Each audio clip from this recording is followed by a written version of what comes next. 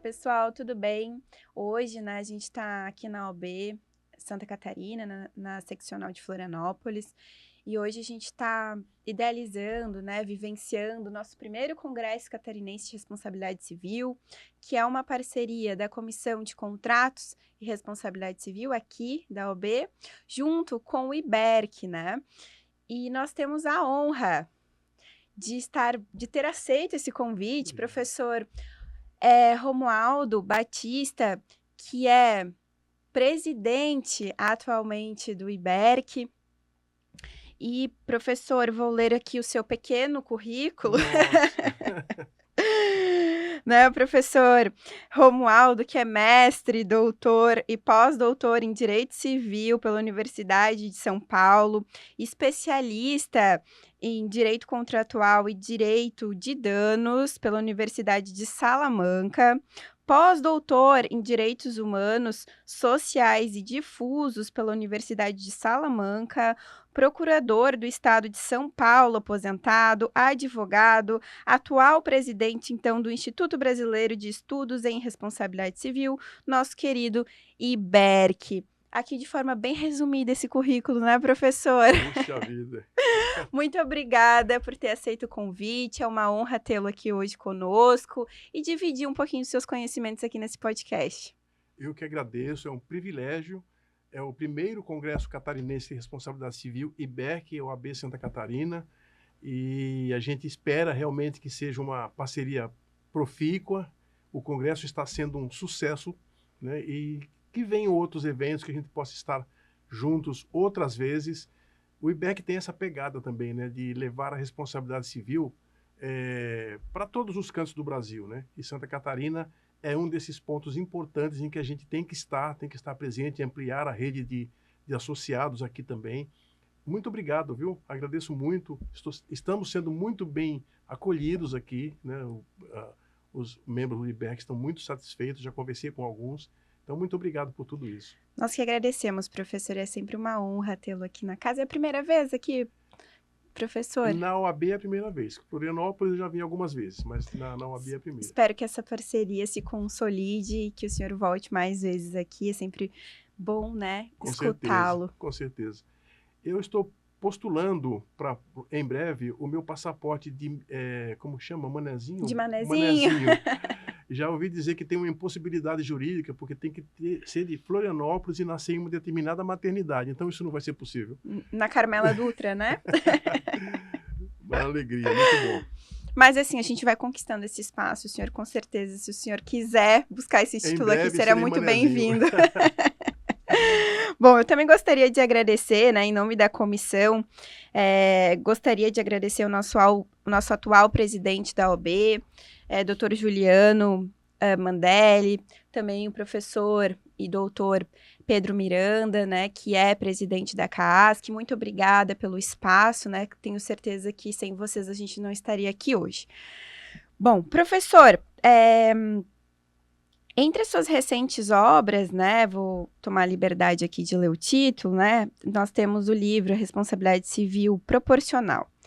Entre a solidariedade e a proporcionalidade na responsabilidade civil extracontratual, que foi fruto, né, da sua pesquisa, sua última pesquisa pós-doutoral.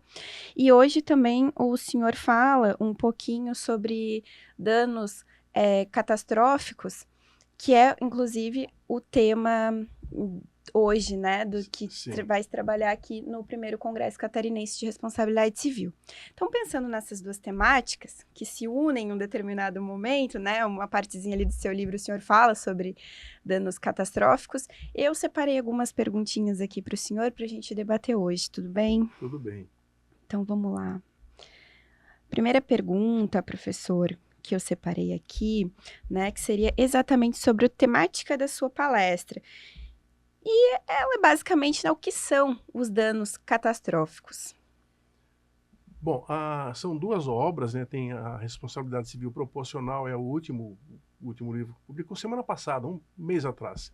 E a anterior é Responsabilidade Civil por Dano Enorme, que é a tese de doutorado que foi convertida em livro pela editora Juruá, né? Então, é um tema Eu considero que hoje é um dos temas assim mais palpitantes da responsabilidade civil. Nós temos os danos catastróficos, que são decorrentes de mudanças climáticas e de atividades industriais e tudo. E nós temos também os danos digitais, que são o tema do momento agora, né? E nós temos também os danos em massa, que são danos ao consumidor, dano à população em geral de forma massiva. E para nós, assim, no meu entendimento, esse é o novo paradigma da responsabilidade civil, essas três frentes, essas três fontes de dano. E eu tive, para dizer a verdade, eu comecei a estudar direito de família, falava de afetividade. Aí depois, no doutorado, eu resolvi escrever sobre danos catastróficos, e daí não consegui mais me livrar das catástrofes. Né? As pessoas abandonaram a questão dos afetos e me chamam para falar sobre catástrofes. E não posso dizer que seja um prazer, né? Porque a gente não gosta de catástrofes, mas infelizmente, né, é um tema que bate a nossa porta, né? Que derruba a nossa porta. E cada vez mais presente, né? Infelizmente. Cada vez mais presentes e com diversas fontes, né? Os danos catastróficos, eles inicialmente foram associados ao dano ambiental, né? Que, por sinal, é daí que vem todo um estudo em termos de precaução e prevenção de danos. Esses dois princípios foram desenvolvidos pelo direito ambiental e pelo direito dos desastres, né? A responsabilidade civil estava fora desse assunto, né? E de um tempo para cá, eu sou apenas um dos estudiosos desse tema, a gente vem identificando um tipo de dano, que eu chamo de dano enorme, que é relacionado ao nosso modo de vida em sociedade. E isso se associa à teoria do risco, né, do Ulrich Beck, e do Hans Jonas também fala disso. O nosso modo de vida, ele se transformou ao longo da modernidade, né? A gente que tinha uma vida mais rural, mais agrícola, né? E os danos eram mais interindividuais, né? Uma pessoa praticava um dano contra a outra, então era uma relação interindividual. A reparação também era interindividual. Aquele que causou o dano fazia a recomposição do patrimônio, naquela época só se falava de patrimônio, e a relação jurídica de responsabilidade estava esgotada. Quer dizer, sem muito esforço, a gente percebe que hoje isso é muito diferente, né? Os danos, nem sempre a gente consegue identificar quem é o causador, né? O indivíduo que praticou o dano. E na outra ponta, a vítima também é múltipla. Nem sempre é uma pessoa que sofreu um dano. Às vezes ela é um grupo de pessoas, às vezes é uma comunidade, outras vezes é a sociedade como um todo. E os danos catastróficos entram nessa configuração, né? Na obra em si, eu falo especificamente de um dano que é decorrente das atividades econômicas, atividades empresariais e das atividades também agrícolas, mas em larga escala. Sim. Porque não é mais aquela coisa feita por uma pessoa, né? A produção, eu costumo sempre usar o exemplo da produção de alimentos, que as pessoas plantavam no entorno das suas casas aquilo que iam consumir, né? E hoje a gente vai no mercado e compra as coisas que são produzidas em alta escala e chegam às nossas mãos. Essas atividades, elas são inerentes ao nosso modo de vida e elas são necessárias. A gente não viveria mais plantando em torno da casa, não tem como, né? Porém, elas causam danos, né? E os danos também são produzidos em alta escala. Então, os danos catastróficos, se eu pudesse definir em uma frase, eles são aqueles que se revestem de gravidade, complexidade ou multiplicidade, né? E irreversibilidade das consequências, né? E na parte das causas, ele está relacionado com o nosso modo de vida. Ele tem uma socialidade no nosso modo de vida, né? Nas suas causas, porque a gente não conseguiria viver de outro jeito. É uma forma que a sociedade está vivendo hoje em dia. Essa afirmação, ela tem um tom crítico, porque remete a uma crítica da sociedade, né? Aí tem aqueles autores lá da escola de Frankfurt que iniciaram essa crítica lá em 1930, na década de 30. Mas, de qualquer modo, aliás, como quase todas as críticas sociais, elas acabam sendo esvaziadas, porque a vida ela não pode ser revertida, né? O modo de vida ele vai progredindo Até eu costumo dizer que a responsabilidade civil ela evolui na medida em que a sociedade evolui, né? A sociedade vai se transformando e a responsabilidade civil ela tem que dar respostas, né? Então, sua pergunta, o que são danos catastróficos? São esses danos de características graves, catastróficas, irreversíveis, múltiplas, né? E multicausais também, né? Que elas têm complexidade na causa e nas consequências. Isso fica bem presente, né, professor, nos danos climáticos, né, que a gente Sim, não, muitas vezes a gente não consegue detectar a origem, sim, né, se foi hoje ou ontem, né, essa origem, quem realmente foi o autor, né, desse dano, porque muitas vezes, né, o que está sendo feito aqui no Brasil pode, né, por ser climático, pode vir a causar ali um dano na Argentina, por exemplo, sim, ou vice-versa, né? sim. Então a gente tem bem presente isso dentro do direito ambiental. E, professor, considerando a fala do senhor, o senhor acabou já falando um pouquinho de forma tangente, mas os nossos princípios tradicionais do direito ambiental, principalmente o princípio da precaução, ele serviria como um bom auxílio? O senhor vê alguma outra alternativa? O que o senhor nos diz sobre isso? Olha, tem um professor que é membro do IBERC também, o professor Felipe Braga Neto, ele sempre fala que o século XX foi o século da reparação, em termos de responsabilidade civil. A promoção da vítima, a reparação à vítima, o princípio da reparação integral, né? O século XXI, ele se inicia voltado para os princípios da prevenção e da precaução, no âmbito da responsabilidade civil. Então, a gente que é da responsabilidade civil, um pouco que pegou carona, né, nos estudos que já vinham sendo realizados na esfera ambiental, né, de direito ambiental e dos desastres, que é um campo muito profícuo também, às vezes é pouco mencionado, mas é um campo bastante fértil de estudos, né, do direito dos desastres. Então, esses princípios, eles já estavam em vigor, já tinham sido aprofundados, já vinham sendo defendidos na esfera do direito ambiental, que tem como foco a preservação e a prevenção de danos, né?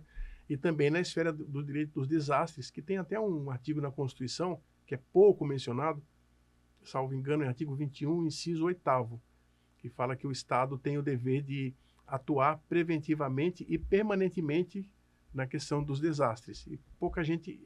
Aí está a raiz do direito do desastre, a raiz constitucional. Então, esses princípios já estavam aí sendo praticados, inclusive na jurisprudência, só que tudo na esfera do direito ambiental, né? A gente da responsabilidade civil está agora defendendo, inclusive no projeto de reforma, que esses princípios sejam trazidos para a teoria geral da responsabilidade civil. Não dá mais para tratar de danos catastróficos, né, danos irreversíveis, danos alarmantes, pelo prisma da reparação a posteriori. Nós temos que tratar desses danos preventivamente. Tem até uma coisa popular, né, porque o direito privado, o direito civil, ele é um direito comum, é um direito das gentes. Sim. Então, a maioria das coisas que vêm do direito civil saem do populacho mesmo, né? Então, um ditado popular que diz que é melhor prevenir do que remediar. Isso nunca foi tão verdadeiro como agora, né? E a responsabilidade civil, durante séculos, né, tratou sempre de reparar o dano depois de ocorrido, né? Mas eu pergunto a você, como é que a gente pode falar de reparação de uma coisa que é irreparável? Com certeza. Não tem como. Então, por uma questão de lógica jurídica, né, não é possível continuar falando de reparação a posteriori sobre danos catastróficos, que não tem reparação efetivamente. Professor, mudando assim um pouquinho só de assunto, mas ainda dentro, eu gostaria de abordar um pouquinho do seu livro, né, que o senhor falou sobre responsabilidade civil proporcional. O que seria efetivamente, então, a responsabilidade civil proporcional? A gente tem que pensar também, né, professor, que a gente está aqui, né, na OAB Santa Catarina, mas Sim. esse podcast ele fica aí no ar, né? Ah, que bacana. Fica, e a gente tem muito ouvinte universitário, aluno, né? Então, acho que é bom situar também, né? O que Sim, seria a responsabilidade civil proporcional, professor? sim. Quando eu comecei a pensar nesse tema, alguns colegas meus disseram assim, você está com problema na cabeça, né? Porque são, são coisas que são dogmas que tem na teoria geral da responsabilidade civil e que são difíceis de serem modificados. Mas como eu disse há instantes atrás, a responsabilidade civil ela avança na medida em que avança a modernidade. E a vida social, a vida em sociedade, ela vai se transformando e muito rápido, né? E a responsabilidade civil está sendo sempre desafiada. O que acontece é que o dano ele é causado, via de regra, por uma pessoa contra outra. Então, alguém causou um dano, faz a reparação, ou então, se é responsável por uma situação jurídica, ela tem o dever de prevenir e evitar que o dano aconteça. Em muitos casos, porém, o dano é causado por várias pessoas, né? Várias pessoas distintas. E aí, há várias situações. Tem situações, por exemplo, de coautoria. Várias pessoas se reúnem para praticar um dano, um delito, ou mesmo um dano em si, né? Sem que seja crime, mas apenas dano na esfera civil. Nesse caso, o nosso artigo 942 do Código Civil diz que, se vários praticam o dano, todos são responsáveis solidariamente, né? Isso quer dizer o quê? Que a vítima pode processar, pode demandar qualquer um dos causadores, todos ou alguns, né? Isso é a regra geral da responsabilidade civil quando há vários causadores, né? E no nosso código fala de autores, né? Então não se fala de concorrência, que é uma outra situação, quando as pessoas agem de maneira autônoma, muitas vezes até sem se conhecerem, e acabam provocando um dano. O que acontece como consequência disso é que muitas vezes um dos causadores acaba tendo que indenizar todo o dano e depois ele tem direito de regresso contra os outros. Mas essa ação de regresso é sempre complicada e raramente a gente obtém algum sucesso na ação de regresso. Então, o que acontece normalmente é que quem paga o dano, um só, que às vezes teve uma contribuição mínima para aquele dano, acaba pagando pelo dano inteiro. E eu costumo dizer que nós, advogados e pesquisadores, nós somos movidos pela indignação, né? Então, a gente se movimenta na medida em que a gente se depara com uma situação de injustiça. Falar, isso aqui não está bom, a gente precisa dar um jeito, melhorar, ver como que pode haver outra solução. Nesse caso, né, que não são muitos, eu devo confessar, que alguém é compelido a reparar um dano que não causou, existe uma situação de injustiça, né? Então, a responsabilidade civil proporcional, ela vem sendo discutida já na Europa há muito tempo, né? E para algumas situações em que o juiz pode distribuir o encargo da reparação de maneira desigual entre os causadores, desde que seja possível identificar quais foram os graus de causalidade, né? Os graus de contribuição causal. Então, um exemplo que eu uso sempre, desde o dano enorme, desde aquela primeira obra já estava isso, né? É o incêndio na Boate Kiss, em que vários agentes, várias ações ali convergiram para a causa daquele dano e de uma forma um tanto que autônoma. Sim. Teve o engenheiro que fez o projeto, teve o dono da boate, teve o segurança, teve o bombeiro que não fiscalizou, a prefeitura que o alvará também não sei se estava muito ok. Então, vários fatores convergiram para aquele incidente horrível, né? E, no final, parece que as coisas encaminham para uma responsabilização do Estado ou do município, né? Ou então vai se processar um daqueles causadores diretos do dano, né, aquele que acendeu o rojão, mas ele não tem capacidade financeira para indenizar um dano daquele tamanho. Tá?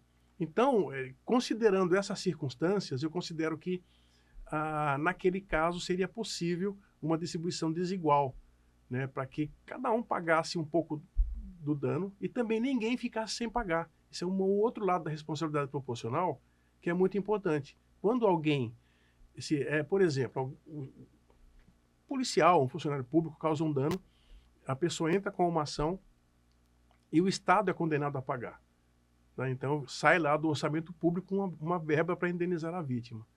A vítima fica efetivamente reparada, ela recebeu um dinheiro, mas aquele sentimento de que, puxa, aquele sujeito me espancou na rua, né? Ele acaba saindo ileso, né? Os cofres públicos pagam a indenização, mas existe um lado moral também de você querer que aquela pessoa, mesmo que não tenha capacidade para pagar todo o dano, tenha alguma responsabilidade, pague uma parte. Talvez até uma reparação in natura? Muitas vezes acontece isso, de se pedir um pedido de desculpas, uma reparação in natura ou coisa assim. Ou mesmo que seja uma reparação em espécie, em dinheiro, menor do que aquele outro que pode pagar mais, mas isso satisfaz melhor, né, ao prejuízo sofrido pela vítima. Então, a responsabilidade proporcional, eu considero que ela é uma tese avançada em responsabilidade civil. Agora, falando com os estudantes de direito, como você mencionou, são temas avançados, né? Que a pessoa vai buscar aquele detalhe que, em determinados casos, podem ser aplicados. Professora, eu separei 2 últimas perguntinhas, né? E a última seria justamente, será que a gente consegue aplicar a responsabilidade civil proporcional dentro da ideia dos danos catastróficos? Na verdade, essa tese de responsabilidade proporcional aqui comigo, né, já existia na Europa, depois eu Sim. fui buscar lá. Ela nasceu a partir do caso da Boate Kiss, né, em que houve essa convergência de elementos, né, e que é um dano catastrófico. Aliás, é interessante perceber que esse dano não é ambiental, perceberam? O Sim. dano catastrófico nem sempre é ambiental, né? Então, aquilo ali é um dano tecnológico, é um dano da nossa sociedade tecnológica. E naquele caso, a partir daquele caso que nasceu a ideia de, poxa, mas por que algum dos causadores não vão pagar nada, vão sair andando pela porta da frente, né? Então, é uma situação de injustiça que surge ali do ponto de vista teórico, né? Não estou falando do que a justiça decidiu, porque aí já é uma questão de aplicação da lei e tudo, né? Claro. Mas efetivamente nasce daí. E há outras hipóteses também, inclusive no próprio Código Civil já tem responsabilidade proporcional por causalidade parcial. Por exemplo, quando alguém pratica um dano, mas a vítima contribuiu para que o dano também acontecesse. Então, o Código Civil já prevê, está na lei, né, que existe uma redução da indenização. Então, a responsabilidade do causador, ela é proporcional à sua causa, à sua contribuição causal. Bem interessante. Professora, a última pergunta, na verdade, que eu tenho ao senhor é mais um recado, né? Professor, felizmente o senhor aceitou o nosso convite, né? Eu queria ver se o senhor quer deixar um recado para quem nos ouve, principalmente para quem está iniciando seus estudos na área, né? O senhor tem alguma indicação para nos dar? Por onde começamos a estudar sobre a responsabilidade civil proporcional? Olha, eu sempre dei aula para os primeiros anos da faculdade, né? Eu dizia sempre que o meu maior desafio era conseguir que eles não mudassem para a faculdade de medicina. Verdade. Então, o primeiro conselho, indicação que eu posso dizer é assim, persistam. Os primeiros anos da faculdade, eles são muito íngremes. A gente aprende muitas coisas, vem muitas informações, todas assim, desconectadas, né? A gente fica, puxa, mas isso aqui não serve para mim. O que eu posso dizer no primeiro ano, fala, tenham calma que isso no final vai fazer sentido, né? Porque no final formam um conjunto, né? O direito tem ordenamento jurídico, né? Então, aquelas informações, aqueles conhecimentos que a gente vai adquirindo lá no começo, que em princípio não fazem sentido, ao final com certeza fará. Especialmente aquelas matérias que são periféricas, né? Psicologia jurídica, medicina legal, sociologia, economia, que a gente se matricula na faculdade e fala, mas por que esse professor de economia está fazendo aqui, né? Mas faz sentido, porque o direito dialoga com todas essas ciências, então, e isso vai te tornar um pesquisador de qualidade também, porque você vai ter uma visão panorâmica assim, a respeito das ciências humanas, né, que o direito é uma ciência também humana. Então é isso que eu poderia dizer para quem está começando. Não desista, né? A não ser que você seja assim, odeio isso aqui, também não tem que contrariar a natureza, né? Mas por essas razões assim de não compreensão, persista com certeza. E com relação à responsabilidade civil, pena até que nos cursos de direito, muitas vezes a disciplina seja um pouco deixada de lado, às vezes fica lá um semestre não, um quarto de semestre dentro do direito das Ou obrigações, fica junto com contratos, ou né, junto com professor? contratos. Uma coisa bacana que tem em algumas universidades, na USP é assim, algumas universidades fazem isso, existem disciplinas optativas, né, na responsabilidade civil. Então, caso seja esse, né, se a faculdade oferecer, procura estudar a parte, porque, veja só, o direito material, a contratos, obrigações e tudo mais, eles acabam sempre desembocando em algum tipo de responsabilidade, né? O direito é norma e sanção, então a sanção que vem, ela está lá no plano da responsabilidade. Seja na responsabilidade civil, ou na criminal, ou na administrativa, a gente vai ter que saber lidar com isso. E só para finalizar, para não tomar muito mais o seu tempo, tem que estudar responsabilidade civil a sério.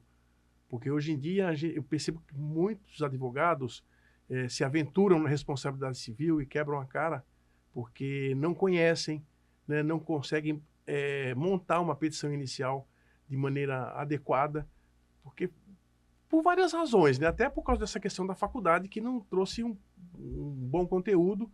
E tenho a dizer que a responsabilidade civil não é fácil. Para montar uma boa ação de indenização, tem que saber fazer, tem que saber identificar qual é o dano, quais são os danos, porque muitas vezes eu trabalhei no Estado, defendendo o Estado, e me deparava muito com isso. O advogado entra com ação que não tem o nexo de causalidade, ele não consegue estabelecer o nexo de causalidade. Ou então, não tem o pedido, ele não sabe qual foi o dano que sofreu. E às vezes, que o cliente sofreu. E às vezes eu ficava com dó, falava, puxa, mas... Quer ver um exemplo? Só para finalizar mesmo. Erro médico. A pessoa vai no hospital, sofre um erro médico, um erro de diagnóstico e tal, e sofre danos. Ali tem dano moral, tem dano patrimonial, tem dano estético, às vezes tem dano existencial. Tá? O advogado não pede. Tá? Não é porque não queira, né? É porque fica na superfície. Então, se eu tivesse que dizer alguma coisa em termos de responsabilidade civil, por favor, estudem, procura saber o que é dano, quais são os tipos que tem, o que eu posso pedir, né? E o advogado não vai ser preso porque pediu. Ele pode ser processado pelo cliente porque deixou de pedir, né? Exato. Então, a gente tem que ter cuidado com isso e desejo sucesso também a todos, né, que estão começando aí. O direito é uma ciência maravilhosa, eu sou apaixonado pelo direito, sou apaixonado pela advocacia, nunca quis fazer outros tipos de concurso, eu fui fazer procuradoria porque procuradoria é a advocacia do Estado. Então, acho que a advocacia é o bastião da liberdade, né? Nós temos aqui a voz e a força para defender o direito. Certo. Professor, muitíssimo obrigado. Foi brilhante. Obrigado. Muito obrigada por ter aceito o convite. Muito obrigada a todos que estão nos assistindo também.